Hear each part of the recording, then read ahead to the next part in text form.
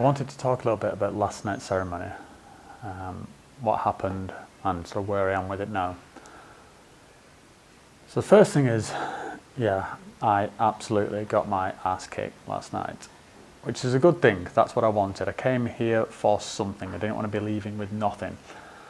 But man, it was tough. That was a really challenging ceremony. It started off, I didn't think it was going anywhere, so I went and got a second cup. And about 20 minutes later than that, I purged it out. And after that, shit just went bananas, you know. I was sort of tapped into this like mathematical code of the universe. I was seeing just like the world composed of math and equations, and it was the shaman was like mediating these equations, and it was interesting because, like, you know, you tend to think of ayahuasca as being very natural and mystical, but to me it came across as technology. It was clearly technology, and this technology is encoded into the life around us in the trees, and I really got this feel of like there is a dimension of this kind of pure, almost math, you know, geometry construct, and that's what this shaman's kind of mediating between. But anyway, I was experiencing all that, and it just started to kind of like overwhelm me. It became very, very chaotic, and I was starting to feel like I was, you know, classical. I was starting to feel like I was dying. I physically started to hurt. My limbs started to hurt. I was in a lot of discomfort, and yeah, I was basically kind of ready for like saying like, fucking, you know, this is an emergency, get me out of here, sort of thing. But I was quite pleased with myself. Even going through all that, I kept focusing on my intention, which is like, just tell me about my mother. I'm willing to suffer this, but I'm here to try and resolve these issues with my mother's suicide. So, like, you know, just please, just give me that. If this is what it needs to be, then so be it. And I ended up doing a lot more purging. I was like, I felt like I was purging out kind of emotional blockages that were preventing me from even dealing with this issue. I was like purging out, you know, anxiety and just like I said, like almost like an emotional firewall that I've been carrying. And after that, I got that it all started to kind of click together and make a lot more sense. And so I managed to really sort of interrogate the ayahuasca on like on this thing around my mother.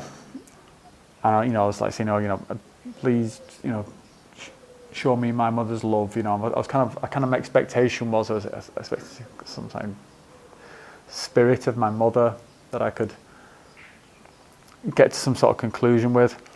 And ayahuasca was brutal. Didn't fuck about at all, and it was saying, look, you've got some shit you need to understand here first. You know, this concept of mother, of mum, of mummy. You know, that everybody knows, you know, who the mum is, and it's. I always think of, like, you know, when someone becomes a mother, it's not just a, you know, it's not just a role that a woman takes on. It's a contract with the universe. You know, you make a pact with the universe that I'm going to bring this life into this world, and I'm going to look after it, and I'm going to take care of it. And I see it in my own kids. I see that, you know, I see it when they say, "Mummy, mummy," it means something. It's not just a word. It's not just another word for Rachel. Mummy means something. And they know that she will provide, and she will care, and she will love them. And yeah, what I ask is to be like, you don't have that. You don't even know what that is. You are like an outlier in the human race. You have no mum. You have no mother. The concept for you is not even there. So that's why you can't. That's why you're not going to talk to a spirit. That's why you're so emotionally blocked, and so, because you're this outlier. You're like a sort of pariah of you're practically a fucking alien. You're a person without a mother. You've had parents, but you don't have this moment. It's not there for you. There is a void where everybody else in humanity understands this fundamental axiom of what it is to be human and having a mother, father. Yeah, the mother part is missing. It's just gone. You don't even understand it. So you're not going to be talking to spirits of your dead mother. That's just not even on the table. And I was like, wow, well, that was fucking hard to hear.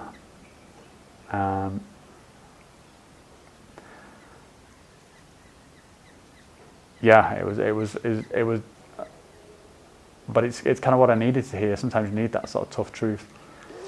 But then what it says is, you're absolutely within your rights to grieve for that. You need to grieve for what you've lost. You've not lost a person because you didn't even know this person. You didn't even have a chance to know this person. But something has been taken away from you, and that's fine. You grieve what's missing. Whatever you need to let out, and that's the starting point. And once you've sort of processed that, then we can sort of move on to the other things. So that was pretty significant for me. And I mean, there was some other stuff in there. I talk about this kind of contract with the universe that a parent has, and again, just why I feel so strange about it, because I see this contract between my wife and my kids, and it's a beautiful thing, a powerful thing, and yet my mother chose to break that contract, and she left her 2 children at home. I've got a brother. She left her 2 young children at home, and instead of fulfilling that contract and just doing what seems so natural to all of us, she threw herself in front of a train. She killed herself in possibly the most brutal way possible. That was, in her mind, when weighing up these 2 things, the idea of going home and being with her children, that was outweighed by the idea of throwing herself in front of a train and smashing her fucking body to smithereens. And I was trying to understand, like, what the fucking hell, what does that to a person? Like, what state was my mother in for that choice to be made, and it seemed, and that be the answer. I mean, is there anything that's so bad that you give up your children and die in this most horrible way? There was a lot of stuff there last night just about sort of these axioms of humanity, these fundamental truths of humanity, just words which mean something and that we can all understand, like home, bed, mum.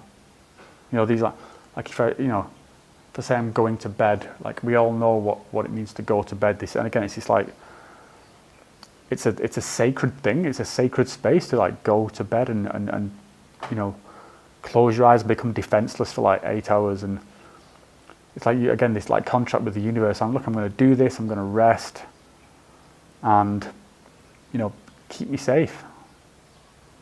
And we all understand how much it can fuck you up if you deny your bed. If your bed's not just an object, it's a sacred refuge. And if you denied it, you think of like sort of soldiers in wars. You can understand how fucked up they get. So there was a lot of these things of like axioms coming to me, and that's how it was kind of explained to me. The axioms of the bed, home, but mummy, yeah, for you, like, not only is it gone, it's gone, and you don't even have a fucking clue how, you don't even understand it. So you need to I need to try and understand like what it means, so that I can grieve for this, grieve for this role. I can't grieve for the person because I didn't know the person, but I can grieve for, it's almost like my kind of every human's birthright, and it's just gone. I feel like an alien.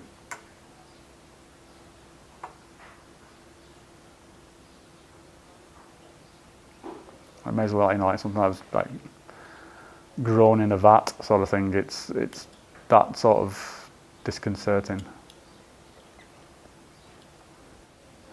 So although this probably sounds like really morbid, this is actually like really good progress. This is something I've been trying to work on for years. I've been really, looking to get these answers about how I feel about this event in my childhood, and I've never got them in all the other ceremonies.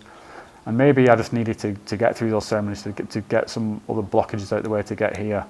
But this was the first time I've really tackled this, and I'm really grateful for it. And like I say, it was so fucking hard, so hard. But I knew it was going to be hard, and I wanted it to be hard. I'd rather have had my ass kicked than have gone home disappointed.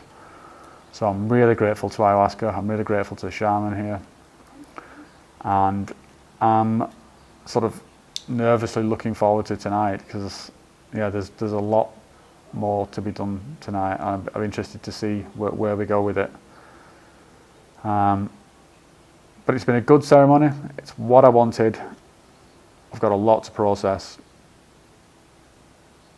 So let's see what tonight brings.